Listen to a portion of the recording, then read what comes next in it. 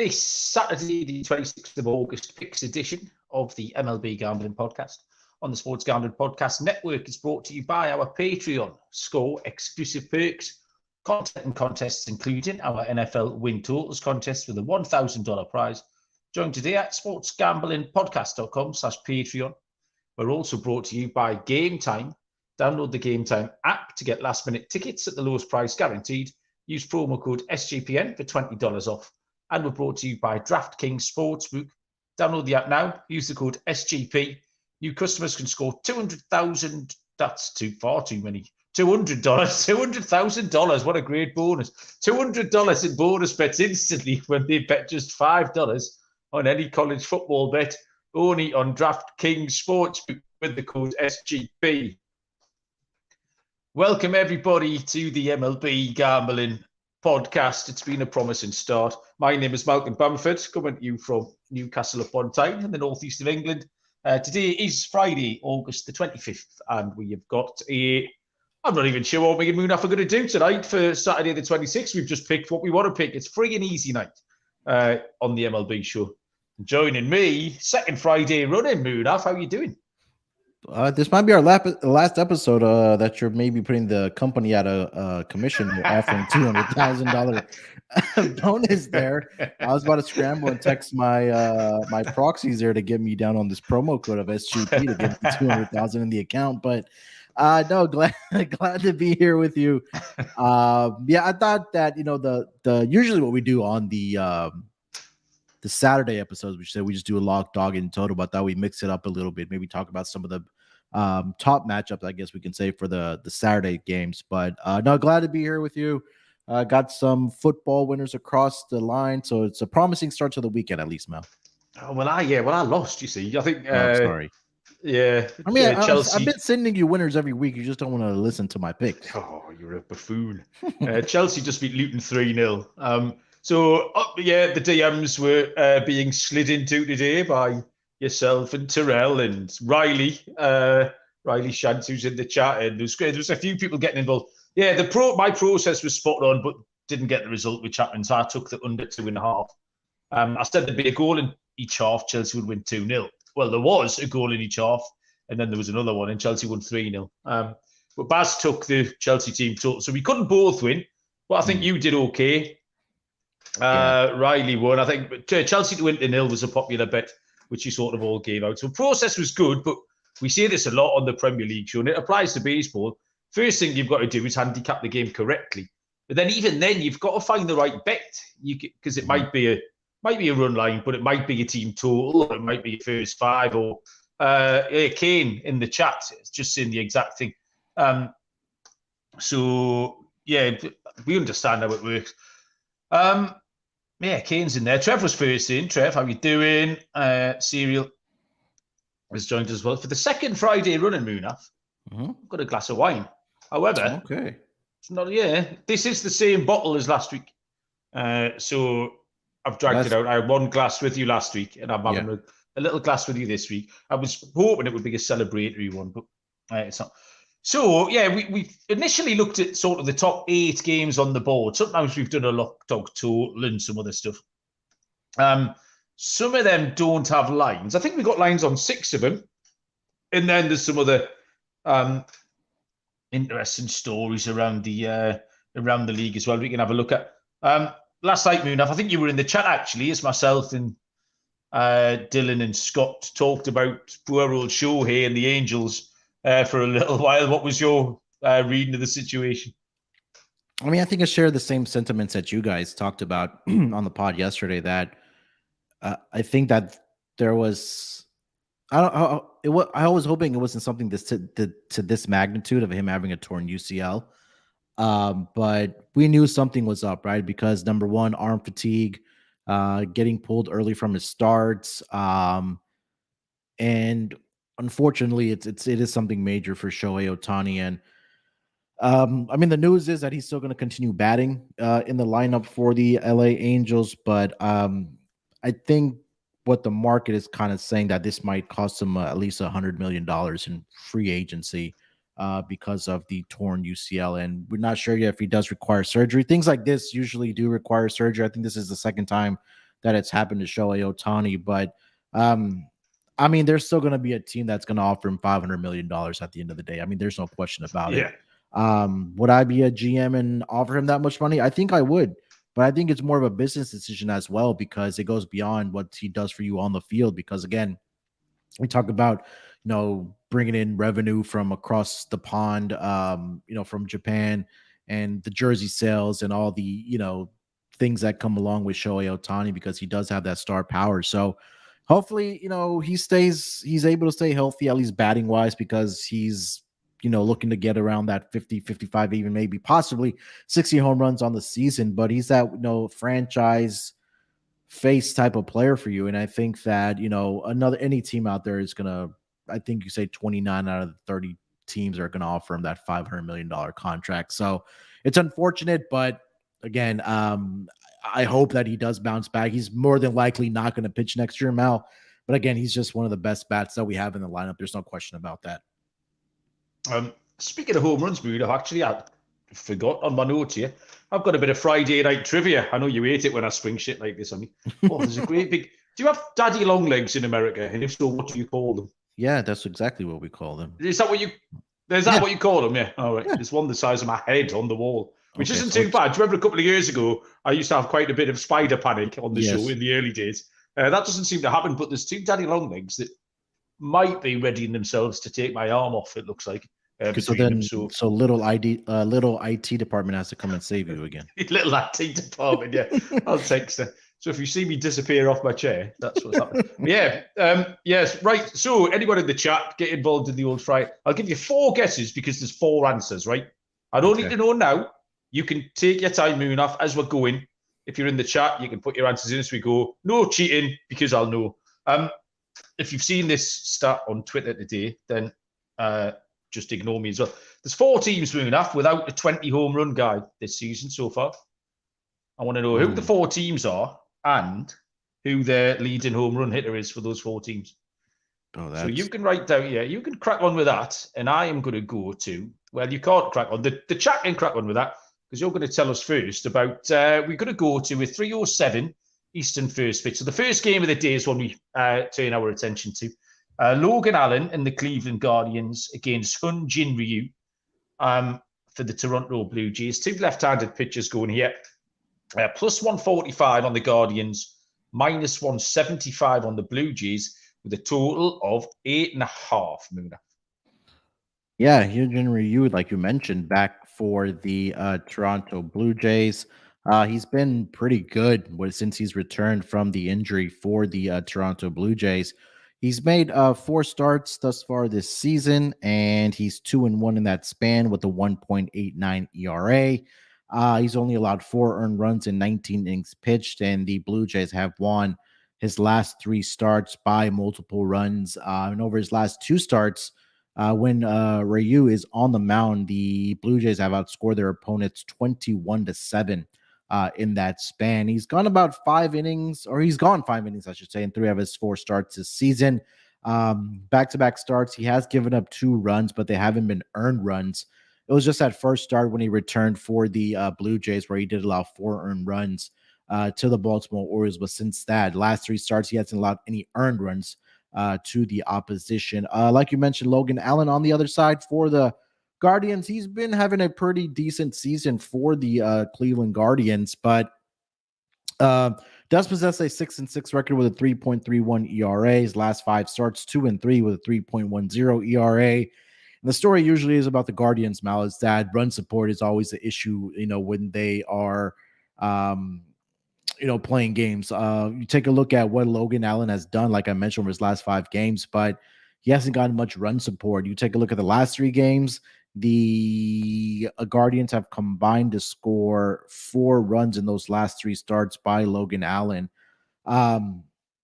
And again, the Guardians have been one of those teams that have struggled against left-handed pitching this season. I think it's been the same story for this team over the last several seasons. And I'm not going to read off the stats again, but they rank bottom in the league in most offensive statistical categories against left-handed pitching. So I thought this one was pretty simple for me. I'm going to go with the Blue Jays on the run line here. I don't want to lay the minus 170 price, obviously. If you are a parlay player, you could probably fit that in a money line parlay, but I think there's some value here on the run line, -1.5 plus 130.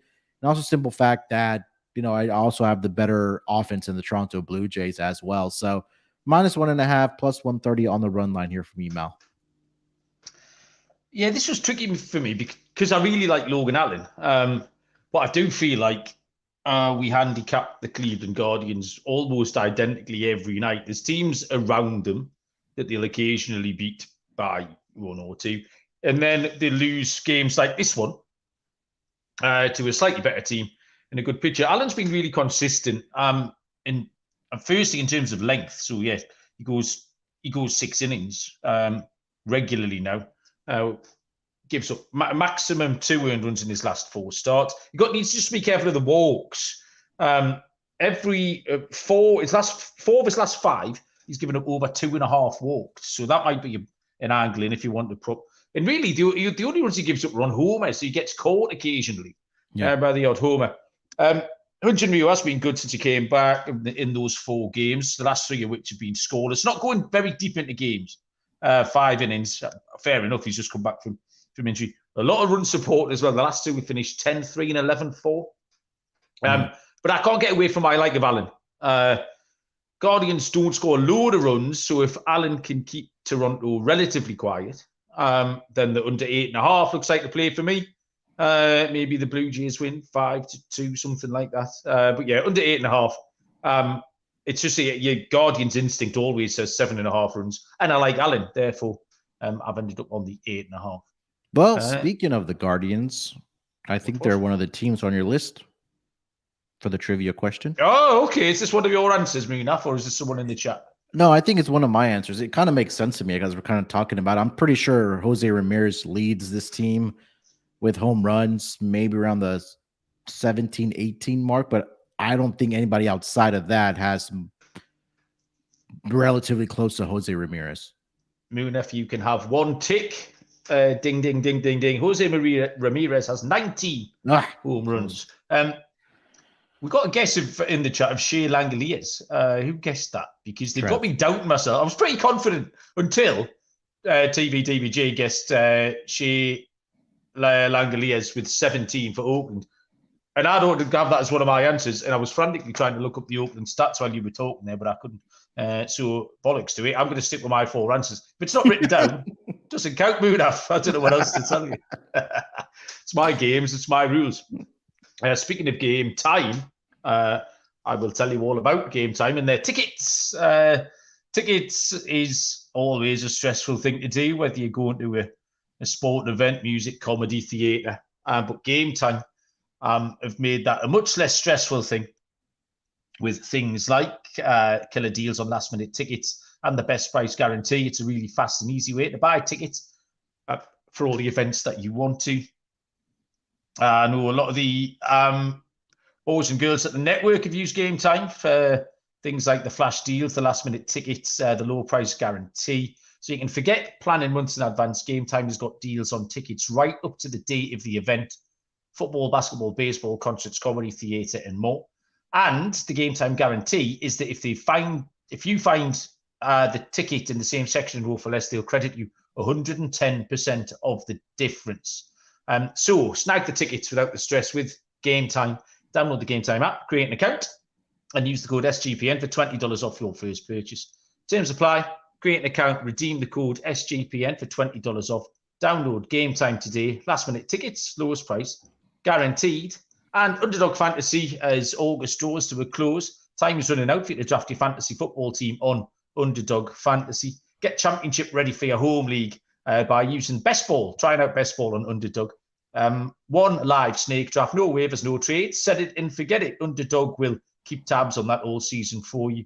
The largest fantasy football contest of all time has $15 million in total prizes, including a madness $3 million to the winner. Visit underdogfantasy.com or find them in the App Store. Sign up with the promo code SGPN to get your first deposit doubled up to $100. Underdog Fantasy promo code SGPN. If you're concerned with your play, call 1-800-GAMBLER. Brent Rooker. Yeah, Brent Rooker would have been my pick. Kane thinks that Brent Rooker's got over 20 for Oakland. and Kane, Pirates and Reynolds is an incorrect answer. You are one guess down. Kindly return to the drawing board and come back with a better answer, please. I have another one. Maybe we could save it later. Well, we'll do it after this game, Munaf. You know, okay. Let's we'll spread the fun. 4:05 Eastern first pitch. Off the board this one, but it's worth having a look at because Max Fried is going to pitch for the Atlanta Braves at the San Francisco Giants, who have Tristan Beck starting in what looks like a bullpen day, Munaf, but it's worth looking at just to see really how Fried will look again on his way back from injury too. So I haven't seen any lines on this one, but did you have much on this? Yeah, I mean, just what you mentioned. I just want to kind of go out there and see how Max Fried looks. I'm trying to pull up his numbers here, but I mean, he's been solid for the Braves. I mean, there's no question about it. When healthy, this is a pitcher that could be always in the talk about Cy Young. I know he's over his last 3 starts, at least he's been a little mediocre, not up to Max Fried standards. He did have a bad start against the Pirates, but he's been pretty solid on the road this season, 3-0 with a 1.93 ERA in 5 starts. He did face the Giants earlier this season, 5 2/3 innings, 3 earned runs. I think I want to say they did end up winning that game. I'm sorry, they actually lost that game, which was against the Giants in his last start, coincidentally. So he faced the Giants again in San Francisco this time. But this offense for the Braves, I'll say this much, Mal, has struggled a little bit since Ozzy Albies went on the IL for this team, and Michael Harris stepped up to that 2 spot for them. So we're not used to seeing the Braves put up automatic 7-8 runs right now. Maybe it's just regression, but also maybe just Albies being out of the lineup right now. But I can't bet against the Braves. I would probably look at the -1.5 here. Just kind of looking at how the Giants have done against left-handed pitching over the last 2 weeks. They are above league average in WRC plus. Team batting average, they're right around number 11. On base percentage, they are number 14. And slugging percentage, number 8. So I think if Max Fried is able to keep the ball in the ballpark, because he did give up 2 home runs. Sorry, he gave up. Let me go back. That's the wrong page. He gave up 2 home runs to the Giants at his last start in Atlanta. So I think if he's able to keep the ball in the ballpark, I'll lean with the Braves here on the run line here as well. Yeah, I think the way I looked at it was to take Fried out of the equation. He's still settling down, and I'm sure he'll be fine. But if it's one of those you're not sure about, by taking Atlanta team total, you do get to take Fried out of the equation. I'm surprised that Albies missing has made such a difference, but it makes sense in a way because we talked a couple of weeks ago that Atlanta had rolled out that top 4, something like 72 days in a row. It was nuts how they just trotted the same team out. So it's going to break their momentum just a little bit. It doesn't take much to upset the equilibrium. So it is a bullpen day for the Giants, which pretty much is, I would say, 60% of the time, unless it's Cobb or Webb. So pen day for them, and that does kind of lean into Atlanta. As dodgy as they've been, I think they'll score enough runs here. Even if Fried gives up a couple, I can see Atlanta getting over the team total pretty carefully. Okay, give us your second guess, Munaf. Who have you got? Well, a team that we just talked about, the Giants. They have to be one of the team. They're not very good offensively. That is true. That was a beautiful segue, mate. Who's their leader? Giants is correct. This is tough. It is tough, yeah. My guess would be JD Davis is probably up there 1 or 2 for them. The other one probably comes to mind. Wilmer Flores would probably. Hey, ding, ding, ding, ding, ding, ding. Yes. Hey, there we go. San Francisco Giants. Wilmer Flores has 18 home runs. I don't think I've ever had a fantasy team that Wilmer Flores hasn't been on. Just one of those names I see in like round 23 and just picking. He's always dead solid and reliable. He sits at sort of utility spot or the end of the bench. And at the first sight of an injury, he pretty much plays all the time. He's bomb-proof as Wilmer Flores. Yeah. And he was with the Mets when I first started watching baseball, which is kind of why he always ends up on my team. Okay, 4:10 Eastern. This is a good game. This might be the game of the day. The LA Dodgers at the Boston Red Sox, Moon. 2 more lefties, lefty heavy tonight. we have Julio Urias for the Dodgers and James Paxton for Boston. Plus 120 on Boston, minus 142 on the Dodgers. Totals 9.5. So Urias for the Dodgers is 11-6 on the year, has a 4.15 ERA. He's just been so good lately. Absolutely outstanding. His resurgence is kind of paralleled its way with the Dodgers' resurgence from kind of the midway point of the season where the Dodgers were good. They just weren't as good as we normally expect. And Urias is sort of, as he's got better, the Dodgers have gone along. His last 4 starts, 2 of those have been scoreless. And one of them he's only given up 1 earned run. Better length as well, 7 innings in his last 2 starts. James Paxton, kind of unreliable. You look at his game log or his numbers, and you can't pick one thing. That's good, that's bad, that's different. Because next week it'll all switch. Sometimes it's control with multi-walks. Then he can't get the ball in the park. And then he's given up loads of contact and hits. The key for Paxton is that he's much, much better at home. He's 3-1 at home with a 2.58 ERA.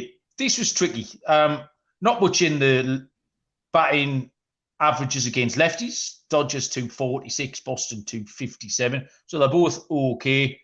I found this hard because I like both pitchers, especially Paxton at home. But I do like both offenses. What split the tie for me? I was looking around for something to split the tie. Record against teams with a record greater than 500, and the Dodgers just seem to be able to beat these better teams, where the Red Sox haven't been able to as much. Which for me, that is always the sign of a good team. It can be easy to beat up on the bad teams. The Red Sox are 35-34, so not too bad. But the Dodgers record, let's have a look, is 36-29. Mm-hmm. 13 games over 500 on teams with a record better than half. So I just wish the price was a little bit. If the price was 130 something, I'd feel a lot better. I might be able to find a 130 something if I shop around. It's at minus 142. But Dodgers on the money line would be my pick. TV DBG does not agree, Munaf. What do you think? Yeah, I mean, Julio Urias has found his form again. I should say over his last 5 starts where he's 4.2 back-to-back 7-inning games against the Colorado Rockies and the Miami Marlins. I mean, we could say that he hasn't faced the greatest offenses over his last 5 starts. We have Oakland in there, we have Colorado in there, and then we have the Miami Marlins. So maybe not the greatest offenses, but the Red Sox, I think that they can tag him for a few runs here as well. They're right around league average or a little below league average when we talk about offensive statistical categories and the stats there for left-handed or the Red Sox against left-handed pitching. But for the Dodgers, they are top 10 in all those categories. So I would probably look at a Dodgers team total to go over in this game. James Paxton's coming off the worst start of the season, which was against the Astros. And the Astros are one of the better hitting teams against left-handed pitching this season and over the last 2 weeks as well. So I'm not shocked about that. And the Red Sox have lost 4 of his last 5 starts when Paxton is on the mound. So I'm going to go with the Dodgers here. Again, you could probably shop around, find a better price than minus 142 right now. I'm usually around that minus 140 mark when I take a look at money line. So Dodgers team total over for me, and Dodgers on the money line here for me as well. Those daddy long legs have started to close in. Maybe enough. One of them's just touched my elbow. And I think the other one's underneath I've got that Jaws situation where I can feel something underneath the table. But I can't see it. Right. College football. Did college football start tonight? There was a game in Ireland, wasn't there? I didn't know that until too late. Tonight? I think there may be one. Notre Dame. Well, if it is tonight, it'll be finished because it's 10:30. Notre Dame in Ohio. It's in Ireland. No, Notre Dame in Navy, I think. Yeah. Yeah, game played in Dublin. Obviously, they're fighting Irish, aren't they? It was the game Scott tipped up. So, yeah, that was the first game on week 0 college football. Traditions, tailgates, great offers from DraftKings. Right now, customers can score 200 full stop dollars in bonus bets instantly when they bet just $5 on any college football bet. Kick off the season with DraftKings Sportsbook. Download the app now. Use the code SGP. New customers score $200 in bonus bets instantly when they bet just $5 on any college football bet. Only on DraftKings Sportsbook with the code SGP. Gambling problem? Call 1-800-GAMBLER. See DraftKings.com/sportsbook for details and state-specific responsible gambling resources. Bonus bets expire 7 days after issuance. Eligibility and deposit restrictions apply. Terms at sportsbook.draftkings.com/football. And the SGP Patreon, sign up to that to get exclusive contests, including the NFL Win Totals contest with a $1,000 first place prize. Sean and Ryan have just put out the first Gambling Podcast stories. It's basically just a trip around all the garages that they recorded in 15 years ago. Loads of fun, that is. The Discord channel is sharp as a razor. So help us fight corporate gambling by joining sportsgamblingpodcast.com/Patreon. That's sportsgamblingpodcast.com/Patreon. Okay, let me get the list of games back up again because I'm on the standings. Hang on, Munaf. Have you thought of any more of these home run people yet? It's been a very poor effort from the chat, by the way. Yeah. We had a couple of wild flyers earlier on. Go on. I thought the Rockies would be one, but I don't think they are. I think Ryan McMahon has 20 plus easily there. The Rockies are not on the list, Munaf. I want to say the Reds are one of the teams. Yes, Munaf. Ding, ding, ding, ding, ding. Yeah. Number 3. I have no idea who the leader is, though. I can't tell you that. I would have guessed at McLean, but the answer is Spencer Steer. I think Spencer Steer's been up longer. You've got a load of these boys. Of all those youngins, Spencer Steer was up pretty early. And he might have been here all year, actually. But yeah, 18 is the answer for Spencer Steer, which means, Munaf, you've got one left to get. And I would say, I don't want to give you a TV cheers. I don't know if he shouted at me or shouted at himself. The question was, Trev, honestly, 4 teams don't have a 20 home run guy. So which are the 4 teams? And which player is the highest home run hitter? So we've got Cleveland and Ramirez with 19. We've got the Giants and Flores with 18. We've got Cincinnati and Steer with 18. And we've got one more to get soon. So we'll leave you with that, Trev, for 5 minutes. I'll leave that for Trev since I got the other 3. Yeah, he's getting a bit agitated, so let's Trev. 4:10 Eastern first pitch is the New York Yankees. Hooray, at the Tampa Bay Rays. Clark Schmidt goes for the Yankees. And Tyler Glasnow goes for Tampa Bay. Plus 145, New York. Minus 175, Tampa Bay. Total is at 7. Now, we're in this weird twilight thing where this is game 2 of the series, but we didn't see game 1 yet because obviously we handicapped it last night. So we did. It was Cole v. Eflin last night. And this is a little bit different. We were not stunned, but we were asking the question last night, Munaf, about when the last time Gerrit Cole was plus 120 to win a game, or plus money of any kind. Like it's absolutely unheard of. So unfortunately, everything we said about the Yankees last night still applies. However, it's now Clark Schmidt, not Gerrit Cole, and Tampa Bay have arguably their SP1 over in Glasnow over Eflin, their SP2, who's going to go tonight. So Clark Schmidt, he's been kind of reliable, but I think that tells you how bad the Yankees have been. It doesn't tell you how good Schmidt's been. It's more of a comment on New York than on Schmidt himself. He doesn't get out of the 5th inning, and he got smashed up by Atlanta quite recently, which is fair enough. We've said that about a lot of pitchers.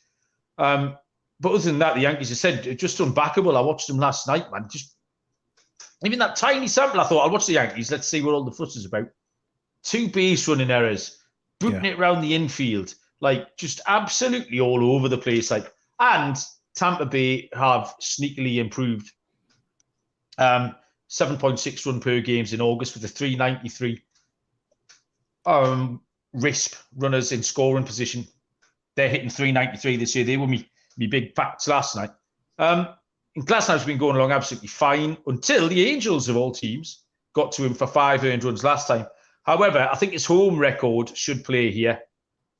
As I see. I was happy to take the Rays yesterday for the Friday night game against Cole. So I've got no option really but to take him. Nothing's changed here with Glasnow and Schmidt on the mound. It's just a different way in handicap.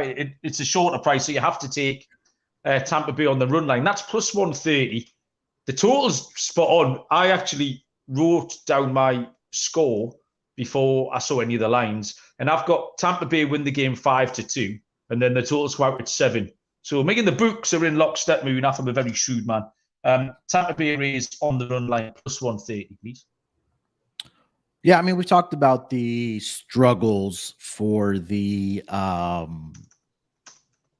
Yankees offense, right? And I think the 2 times that I did back them was when they were facing left-handed pitcher over this last 2 weeks, which was against the Nationals, right? We saw what they did against Mackenzie Gore, which was mostly Aaron Judge, and then what they were able to do against Patrick Corbin. Unfortunately for them, they did lose that game, but I got to go back to fading them again, facing a right-handed pitcher in Tyler Glasnow. And Tyler Glasnow, like you mentioned, he's been pretty solid at home, and he's been really good against the Yankees in his career as well. Since the 2020 season, he's had 6 starts against the New York Yankees. He's 3-1 in that span with a 2.97 ERA, 45 strikeouts and 6 walks. Hold on. How many walks does he have? 15 walks. I'm sorry. So yeah, I think that you go back to fading the Yankees. They're on the road here. I know Clark Schmidt was going along okay after a putrid start this season, but I think Glasnow bounces back here and a good start against the Yankees. So I'm with you on the Rays run line here. You mentioned the last time that Garrett Cole was a dog, and I quickly ran it. So this season he was a minus 105 underdog against the Cardinals back on July 2nd, but we don't like minus prices. So let's go. He was plus 122 against the Atlanta Braves back on August 26th of the 2020 season. Wow. Where on earth did you find that for a start? I'll send you the website. Okay, you got to tell people the website. Trev is still arguing the toss in the chat. I think he's had one too many. Yeah, he's got belligerent, as Dylan would put it. Brent Rooker has hit 22 home runs, Trev. Okay, so just pipe down. And anyway, Kane's won the speedboat because Kane has correctly called the Toronto Blue Jays as the 4th team.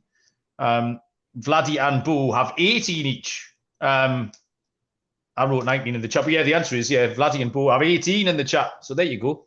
That was tonight's fun trivia. I enjoyed that, Munaf. It was good. Where shall we go next? We've got the Mets up there, 7:10. Yeah, go on, then we do that. 7:10 Eastern first pitch. The New York Mets host the LA Angels. Chase Silseth. That's not easy to say. We have false teeth in Munaf. And Carlos Carrasco for the Mets. Lines just dropped as we were going live here. Minus 130 on the Angels, plus 110 on the Mets. And the total is set at 10, Munaf. So what are you telling us? I mean, Carlos Carrasco on the mound. Do I need to say much more for the Mets? I'm trying to pull up his numbers here. So on the season, 3-7 with a 6.42 ERA. Just been atrocious over his last, God, I don't even know how far back we have to go for Carlos Carrasco. But I mean, anytime Mal he's on the mound, it's you want to fade him. You don't want to back the Yankees in that spot. But it's also kind of a tricky situation with the Angels and what their kind of mindset is right now after getting the news about Ohtani for the Angels. But Carlos Carrasco, last 5 starts, 0-3 with an 8.41 ERA. Allowed 19 earned runs in 20 1/3 innings pitch at home this season at Citi Field. 9 starts. He's 1-2 with a 7.68 ERA. And Chase Silseth has been going along pretty well. I know he did have a bad start in his last game against the Tampa Bay Rays. But again, we've talked about the Rays are one of the better offenses in the entire MLB this season. He allowed 5 earned runs in that game to the Tampa Bay Rays, but he's been solid. I think we talked about this last week, Mal, that I mean, you take a look at the offenses that he's faced over the last 4 games: Atlanta, Seattle, Houston, and the Tampa Bay Rays. You throw in the Rangers into that conversation. Those are probably the top 5 offenses, arguably, this season. Rangers and Atlanta for sure, but he did really good against the Astros. He did really well against the Atlanta Braves. I'll lean with the Angels here on the money line, -130. I have the better pitcher on the mound. If you don't believe in Chase Selseth, I think an Angels team total over might be a good way to fade Carlos Carrasco in this game. So Angels team total over, and the Angels on the money line for me here, Mal. I kind of handicap this in exactly the same way, Munaf, because really it's the only way to look at it. And then there was a little bit of good handicapping in, and I just threw everything out the window and going to take the Mets on the money line. I like Selseth. Selseth's been really good. And again, a little bit like Clark Schmidt. No, it's you need to go take a walk around the garden. That's what you need to do. It's a bit late, Clay, but the fact that Selseth is doing really well just tells you how bad the Angels are. He's been really good. I picked him up in our TGFBI league last week with Noah. And left him on the bench, but still we picked him up. So he's been going okay. But I just don't trust the Angels to win anything. They could pitch really well and they'll still lose. And Carrasco hasn't been completely terrible at all. I've written down, and it's a bit of if keyword Munaf, if he can go 4 or 5 and only give up 3 earned runs, the Mets can win. We've got quite a high total, so we're expecting bits and bobs to happen. So this just could be slightly chaotic. And I mean, we said last night it's the fat men and the salad situation, in it, with these two. So if the two were plus 110, the Mets at home, the Mets have been at home. Scott Reichel pointed that out and was correct to do so, that they're still over 500 at home. So at home they're at home against the poor side. The poor side were kind of in turmoil as well. So yeah, Mets on the money line. Oh, what else we got, Munaf? We've got a couple more that we've got odds and pictures of. 7-10 again is the San Diego Padres at the Milwaukee Brewers. We have Pedro Avila for the Padres and Freddie Peralta for the Brewers. Q Trev piping up. Lines are plus 110 for San Diego, -130 Milwaukee, and a total of 9, Muna. Yeah, Pedro Avila coming out of the bullpen for the Padres here. I'm just trying to pull up Freddie Peralta's numbers, but Avila has been really good. He made a start back on August 1st in Colorado for the Padres. He went 4 innings in that game, allowed just 1 earned run off of 5 hits. But he's been pretty solid coming off of the bench. He's kind of been that long middle reliever pitcher for the Padres, because he's gone at least 4 innings in 4 of his last 5 appearances for the Padres. He did come in for 1 inning, I believe, against the Marlins, 2/3 of an inning. He did allow 1 earned run. But other than that, he's been really solid this season for the San Diego Padres. Looking on the other side, Freddie Peralta, 10-8 on the season, 3.97 ERA for the Padres over his last 5 starts. He's been absolutely phenomenal for the Brewers. He's 4-0 with a 1.47 ERA. Did face the Padres earlier this season where he did get into a little bit of trouble, where he allowed 5 earned runs in 5 innings pitched off of 9 hits. At home this season, he's 5-4 with a 3.79 ERA. And the Brewers have won 5 straight starts when he is on the mound for the Brewers. And the Brewers have actually won those 5 games by at least 2 earned runs when Peralta's on the mound. Also, that kind of stuck out to me here, Mel, is that he's been in double-digit strikeouts in 3 of his last 5 starts. I mean, he had 2 games where he had 13 strikeouts. And then his last start against the Rangers, he had 11 strikeouts in that game. So if he's able to get his stuff going here against a Padres team that's very swing-friendly, I think that he can rack up the strikeouts again. I think I do like the under in this game. That number is currently sitting at, 8.5 for this game. I'll lean towards the under, and I'll take the Brewers on the money line here, -135 against the Padres. I see a 9, Munaf, as a total. Oh, so you can have it. You can have an extra half a run. Yeah, Avila hasn't done much wrong, and he could go okay. I think you're right, sort of long relief and then a couple of short starts.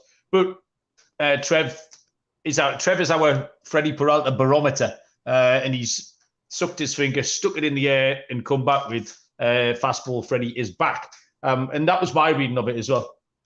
And much better lately. And the Brewers have been really good, won 5 in a row.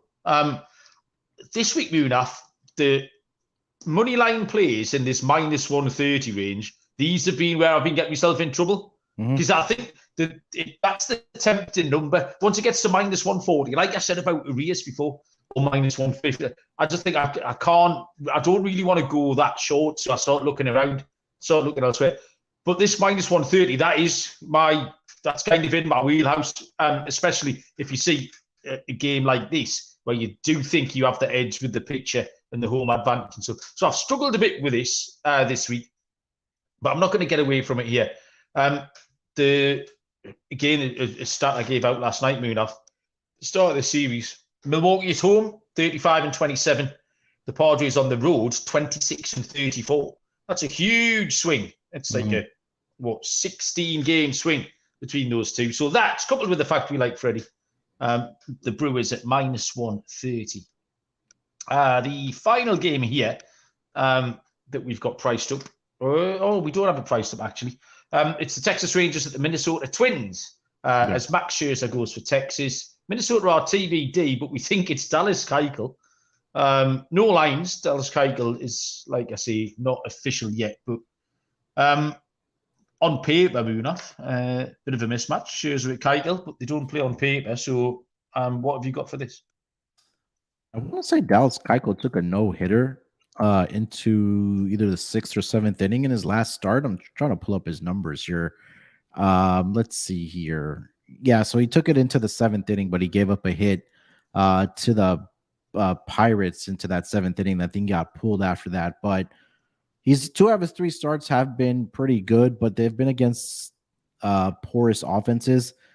His first start was against Arizona. That was back on August 6th, but that was a time where Arizona was struggling offensively at that time. And his last start was against the Pirates, like I mentioned, and we talked at volumes about the Pirates for the past couple of weeks, how they really fell off after they were in first place in the NL Central so long ago. So, but now you're going up against Texas Rangers, one of the better offenses, if not, again, top 2, top 3 offense this season. And I'm trying to pull up the numbers here for the Rangers against left-handed pitching. I think their offense has fallen off a little bit over the last 2 weeks, but I think Dallas Keuchel might be the cure for this team in this game.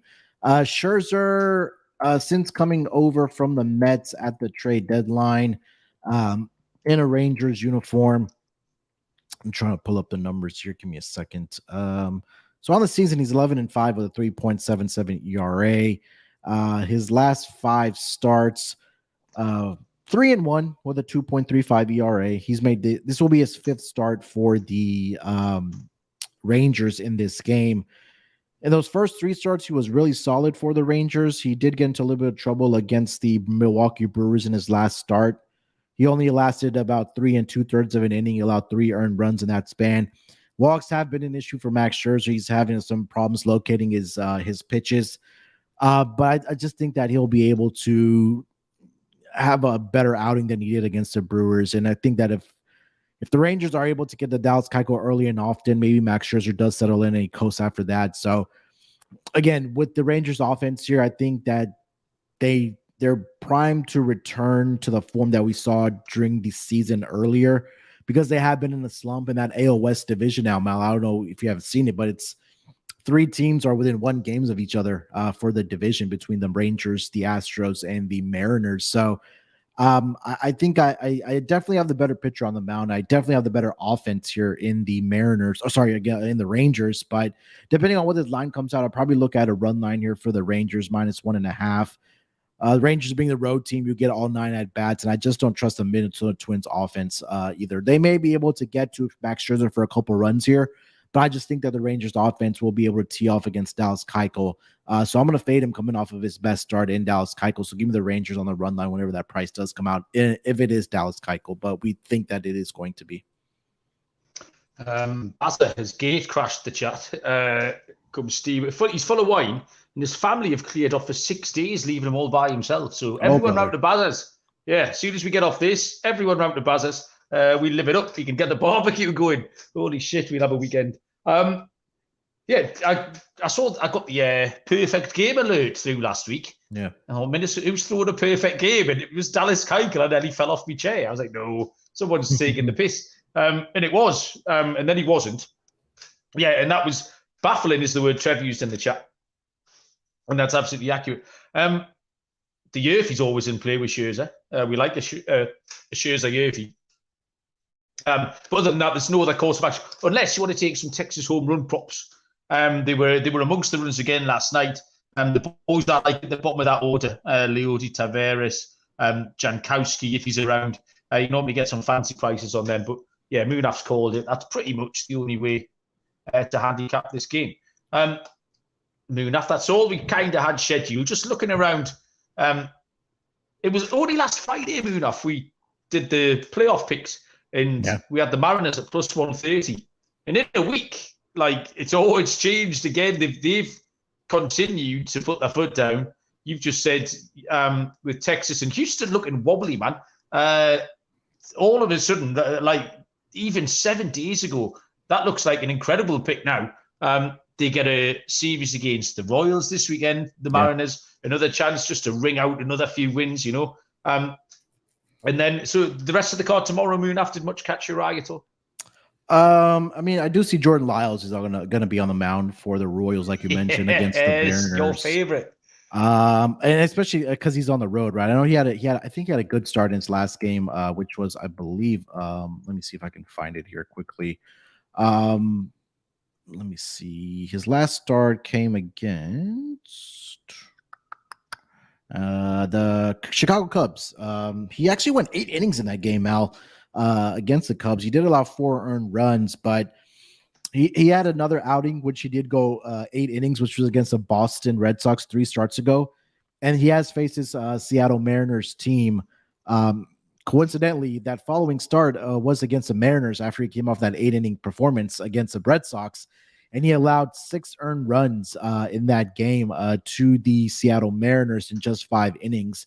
4 home runs he allowed in that game to the Mariners there, Mal. And this was at home in Kansas City. I remember watching this game. I believe he gave it up all in 1 inning, if I'm not mistaken. But I think you're getting a cheap price here on the Royals, especially on the -1.5. Sorry, on the Mariners on the -1.5. If you don't want to back, I believe it's Logan Gilbert going on the mound for the Mariners. But I would look at Mariners team totals. I mean, like we just talked about, Mal, they've been the hottest team over the past several weeks here. The bats have really been going. And now you get to go up against the Royals again, especially in Jordan Lyles, who has really struggled this season on the road for the Kansas City Royals. Just 2-8 on the season on the road, 6.90 ERAs, allowed 57 earned runs and 74 1/3 innings pitched. He just hasn't had a lot of success against AL West teams either. Like I mentioned, he allowed those 6 earned runs to the Seattle Mariners 2 starts ago. Now he's coming off of a game where he went 8 innings. So this might be another fade of Jordan Lyles. I like the Mariners here, -1.5 for their team total. That number is probably going to be at 5.5. But I still think that they'll be able to get 6+ runs off of number one, even depending on how long Jordan Lyles goes. But even you have that bullpen coming in that has been very good all season. So I think that's another way I would look at attacking the Mariners here. And again, like we mentioned, that AL West is really, I mean, they're neck and neck right now. So every win is going to matter for each of these teams. And coincidentally, all 3 teams in that AL West are at the top 3 are facing all AL Central teams this weekend. So we'll see which AL Central team can, put a little thorn in the side of these AL West teams. Yeah. There was one other game that caught my eye. There's some interesting pictures going on. You've got Yuri Perez going for Miami. Hunter Brown and Erod's a nice matchup. Kyle Bradish and the Orioles really should smash the Rockies to smithereens. The one I've got my eye on, there's no lines on it, unfortunately. It's the Cubs, and it's Javier Assad pitching for the Cubbies now. I'm really relying on him to be captain insane when the fantasy. I picked Assad up for a 2-steps week, and he picked up a win the other night. And he then goes tomorrow at the Pirates, who are officially TBD. So I've got no lines. However, Assad, really, really under the radar.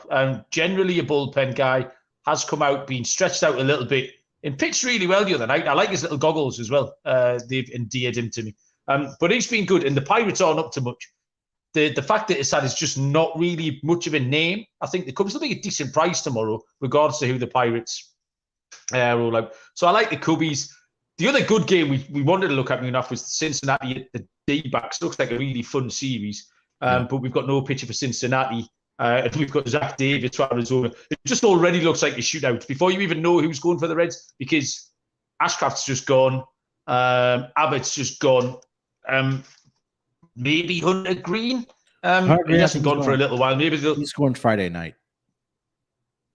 Oh, he's going tonight. Okay, so the Reds might be further down their depth chart. So that one's got the look of a shootout about it. Yeah, that was my little best of the rest, Munaf. Yeah, I agree. I didn't have anything else that caught my eye. I think we covered the most, I guess, interesting games, and then probably the ones that have the most, playoff implications, I would say. Yes, well done, mate. Agreed. That was fun. Back-to-back Fridays from the OG hosts of the MLB Gambling Podcast.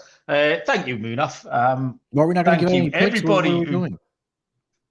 What locks and dogs and that? Yeah, I mean, we can't end a podcast without giving out some picks. Right. Did we discuss this? All right, you have. I have picks. I'll make picks for fun. It doesn't bother me. I'll give some like picks. Confetti. Yeah. See, you caught me off guard with your little quiz. I'm gonna catch you off guard with some lock and dogs here. So, all right, shit, I'll get your pen out quick. Yeah, you go. Yeah, you scrap up your picks. I'll go ahead and give mine out here. I'll start with my lock here, Mal. It's a game that we did talk about, the Dodgers and the Red Sox game. I'm gonna go with the over 9.5 in that game. Julio Urias, like we mentioned, he has found some form there over his last couple starts, but they were against not so impressive offenses, and now he is on the road where he has struggled in Fenway Park, obviously a very hitter-friendly park. And we talk about the Dodgers offense. I mean, they've been an absolute fire since the All-Star break, and now they go up against a left-handed pitcher in James Paxton. Like I mentioned, the Dodgers have been one of the better teams, or at least top 10 against left-handed pitching over the last 2 weeks in most offensive statistical categories. So I thought this number 9.5 was a little conservative. So I'll take the over 9.5 with the Dodgers and the Red Sox for that. And then the other game, we kind of go back to now fading the Yankees. Tyler Glasnow, like I mentioned, has had success against this Yankees team. He should bounce back here at home. And like you mentioned, a lot of these Rays pitchers have been absolutely dominating at home. Talk about the Zach Eflins of the world, the Tyler Glasnows of the world for the Rays, and the Rays have been one of the better home teams this season. So I think we could see a score of like a 5-2, something in that neighborhood where the Rays do cover the run line here. That number is currently at +120 for the Tampa Bay Rays. So I'll take Glasnow and the Rays -1.5 +120 as my dog. Okay, well, I mean, we've only made like 4 picks on the entire show, so I don't know why you want me to pick some special ones. But for my luck, Cleveland and Toronto under 8.5. We've just discussed the lack of home run hitters. They were in the quiz. Ryu's gone really, really well. Cleveland don't hit much, and I really, really like Logan Allen. I watched him closer than a lot of other pitchers this year, so he can keep Toronto in check. That'll finish with a total under 8.5. And for my dog, I'm getting the team at plus money at home to beat the Angels. I know it's the Mets, but any old team, if it was Kansas City, if it was Oakland, if it was Colorado, I'd probably take him as well. The flying in the ointment might be that Silseth is okay, and he might be okay. If he is, that might not even be enough. So I'll put the Mets out at +110. I mean, Texas on the run line, Texas to win 14-3 or something is a good pick as well. We clip that Munaf on Saturday and throw it out. So there you go. You happy now? Thank you. Right, okay. Good luck, everybody, with whatever you're doing over the weekend. If you're tailing these MLB players, if you're getting on some Premier League action. Good luck, Barry, surviving the weekend, because it looks like he's in full-on self-destruct mode, and I'm here for it. Champion. Right, thanks, everyone. Keep an eye on him.